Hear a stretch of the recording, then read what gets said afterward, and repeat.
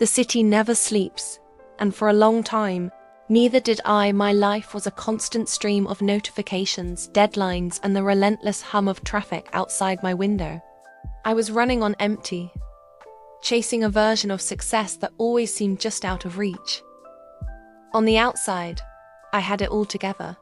On the inside, I felt hollow, like a beautiful vase with a crack running right through it.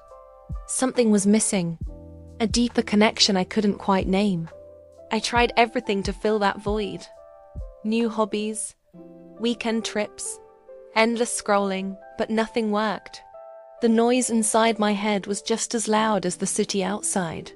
I was desperate for silence, for a single moment of peace. One rainy Tuesday, stuck in a crowded subway car, I saw an ad for a small, unassuming meditation studio tucked away in a quiet side street.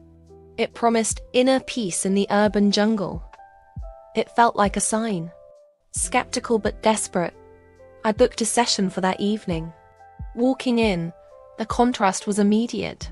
The scent of sandalwood replaced the smell of exhaust fumes, and a gentle calm washed over me. I found a cushion in the corner, closed my eyes, and for the first time I tried to just be. At first, it was a disaster. My mind raced, listing off my to-do list, replaying awkward conversations and worrying about the future. The instructor's voice was a gentle guide, telling us to simply observe our thoughts without judgment and return to the breath. I kept going back day after day. It became my sanctuary. Slowly, painstakingly, the mental chatter began to quiet down. The gaps of silence grew longer.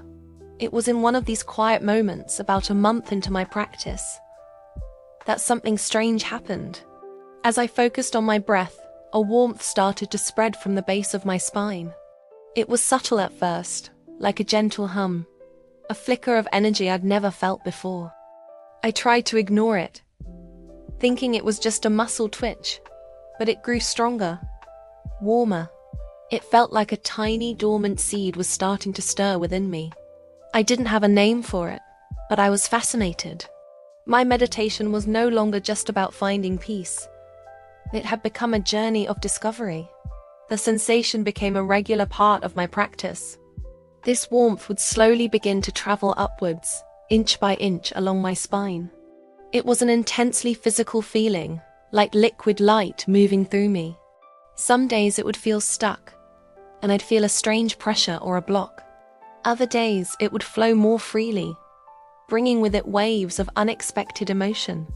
I'd find myself smiling for no reason, or sometimes tears would stream down my face, releasing old pains I didn't even know I was holding on to. The city's noise started to fade into the background, not because it was gone, but because the energy inside me was becoming more vibrant, more compelling. I felt like I was waking up from a long, deep sleep, seeing colors more brightly, hearing sounds more clearly. I started researching what was happening to me. I typed energy moving up spine during meditation into a search bar, and a new word entered my vocabulary: Kundalini. The descriptions I read online were wild, talking about spiritual awakenings, divine feminine energy, and states of bliss.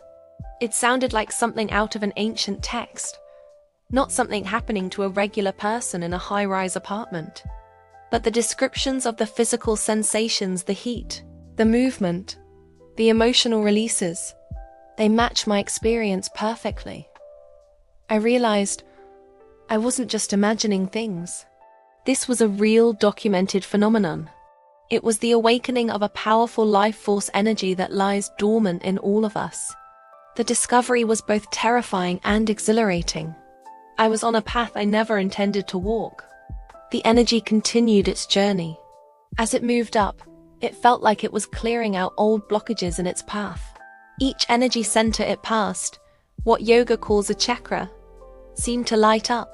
When it reached my heart, I was overwhelmed with a feeling of universal love and compassion. For myself, for the grumpy guy on the bus, for the whole bustling city.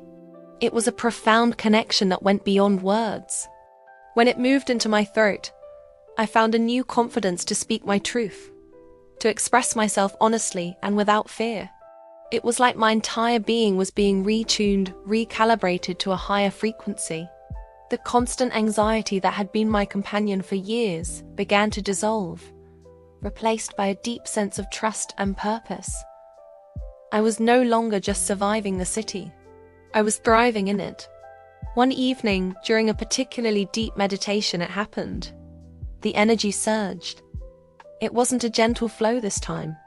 It was a torrent, a powerful, undeniable rush that shot up through the crown of my head. For a moment, my sense of self, my name, my job, my worries completely dissolved. There was no me and no city. There was only a boundless, pulsating awareness. A brilliant white light that was everything and nothing at the same time. I was connected to all of it. It was the most profound and peaceful experience of my life. When I slowly came back to myself, tears were streaming down my face. But these weren't tears of sadness. They were tears of pure, unadulterated joy. The hollowness I had felt for so long was gone. I was full.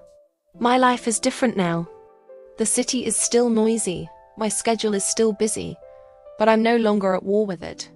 I found a universe of silence and energy right inside myself that I can access anytime. This journey of Kundalini awakening wasn't about escaping my life. It was about fully inhabiting it. It taught me that the deepest peace isn't found in a quiet forest or a remote mountain, but right here, in the center of your own being, even in the middle of a chaotic city. The greatest adventure isn't out there. It's in here. And it's an adventure that's available to every single one of us, if we just dare to sit, be still and listen. Thank you for watching, and I hope this inspires you to begin your own journey inward. Don't forget to like and subscribe for more stories.